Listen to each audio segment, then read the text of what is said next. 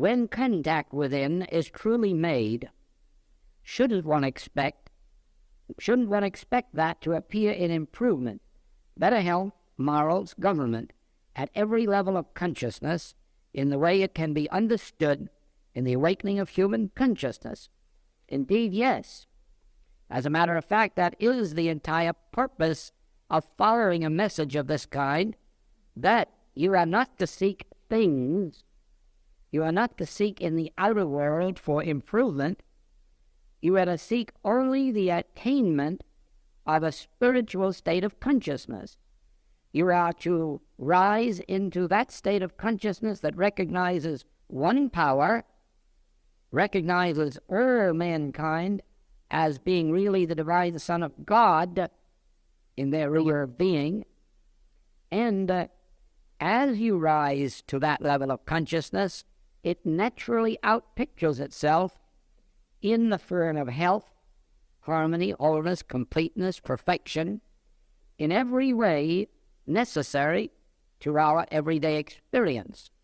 There is, however, this to be said, that in our actual experience, the outer picture does not always change as rapidly as we believe that our consciousness is changing. In other words, because we intellectually accept the fact that God is the only power, does not mean that instantly error will lose all of its seeming power, because we have not yet attained that consciousness. And therefore, something of this nature takes place. Whereas there may be changes within us of one nature or another, there may be great changes within us. Somehow, there seems to be in one or more directions a lack of conforming to what we believe to be the state of our consciousness.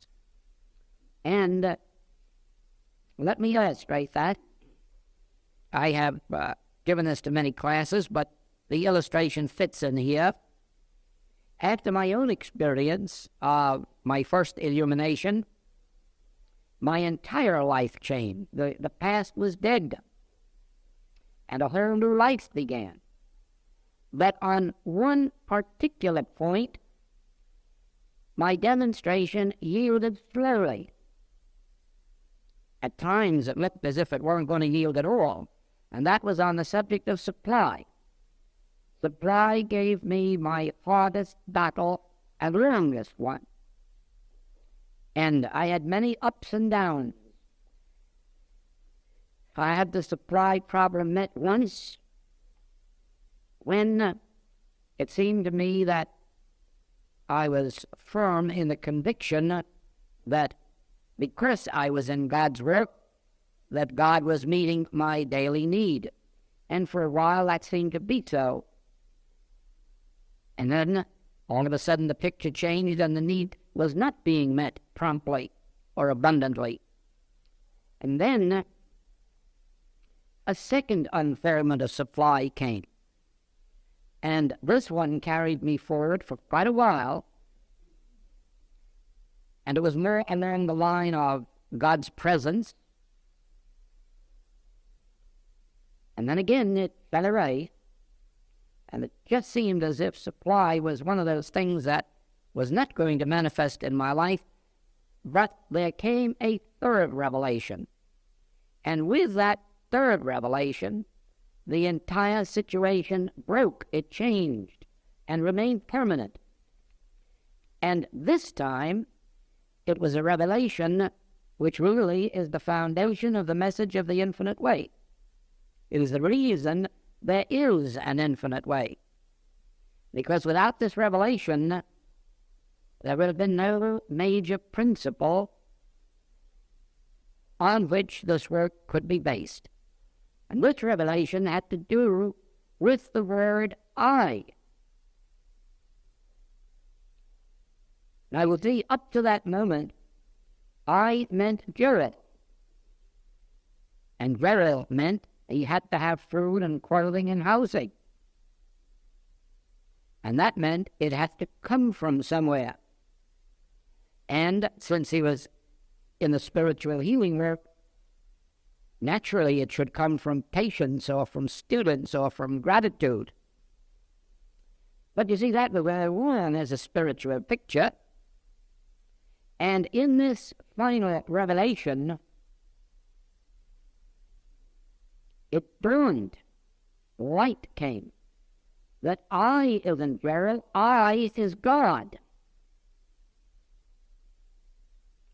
I is infinite divine being.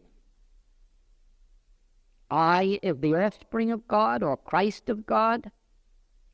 But I and God are really one, not two. And all that God is, I am, and all that the Father hath is mine. And now it's a sin to have to earn a living. It's a sin to expect someone to give me a living. Why? Because I can heal the multitudes. I can feed the multitudes. Therefore, I have an infinity of supply. And my error has been in the sense of separation that set up a dual being who had to be fed, clothed, and housed, whereas I, being one with God, her that the Father hath is mine, and I am not dependent on man whose breath is in his nostril, even if he likes me. I am not dependent on man whose breath is in his nostril, even if he's grateful. I and my Father are one, and my only dependence is not on God, but on my relationship to God. The fact that I and my Father are one. And now, in spite of the fact that it was in the depths of the depression in the States, now the supply increased. This week more than last, next week more than the week before, and so forth and so on, until it was only a very few months that all of my affairs were straightened out and a sufficiency coming in, and very quickly 12 baskets were left over. And so the foundation of the infinite way was given me. I is God. I and the Father are one. Thou seest me, thou seest the Father that sent me. And in my spiritual identity, there is no place where God leaves off and I begin.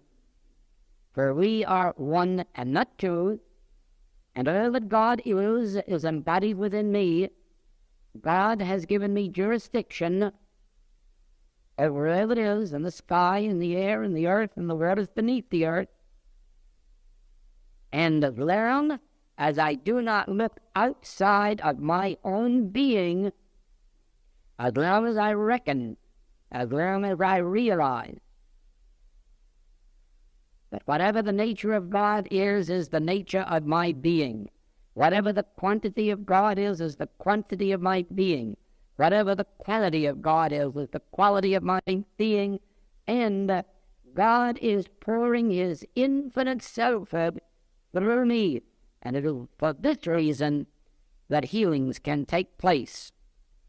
It is for this reason that those who come to me with a problem of supply can have their problem met, not out of my storehouses or barns, but out of the infinite storehouse of God, which I am,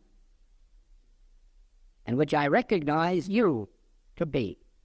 For this is not a personal relationship that sets me apart from you, but in proving it to me, it proves to me that it is a universal truth which must be a truth about you. Now, with this, the outer picture changes because, whereas I may have intellectually known this before, certainly it was not a realized truth. It was not spiritually discerned. And so, that particular problem had to wait until the dawn of realization. And that is what is meant when practitioners and teachers tell us, be grateful for your problem. Not that anyone likes to have a problem, but do you not see that if it had not been for that particular problem, if I had been having enough dollars come in to meet my needs, do you not see that I would not have been driven deep within myself for an answer to the problem of supply? And if I had not made that demonstration, then I could not have made the demonstration for the entire worldwide infinite way activity without a membership, without dues, without asking anyone to support this activity, and yet be able for 14 years to meet all of its goals around the world. And through that one realization that cost me quite a few years of heartache and wonder and agonizing. So it is that to have a person's health met quickly without some real digging on their part, some real sacrifice, if you want to call it that, of time, effort, prayer, meditation, is, of course, a fine thing humanly, but spiritually it is not of great value. Spiritually, that great value comes from the depth and the degree of our own problem and our willingness to get down inside and work it out, even though at times we may have help to lift us in consciousness to where it can be better worked out. So it is then that it is absolutely true that as your spiritual consciousness evolves, the outer experience, physically, mentally, morally, financially, human relationship-wise, all of these improve. Not necessarily in accordance with your intellectual knowledge of the principles, but you are working with the principles until the spiritual realization dawns. And that is why the Master said, few there be that enter. Few there be that enter. Because the human race does not have the spiritual urge or drive. The human race can be very well satisfied with ease and manner. Give them a fairly healthy body and a fairly comfortable purse in keeping with their idea of abundance, and you have a race of people who never will seek God. They will be perfectly satisfied with the orthodox forms of worship, whereby if they go to church occasionally or have a communion occasionally, they feel they're ready for entrance into heaven.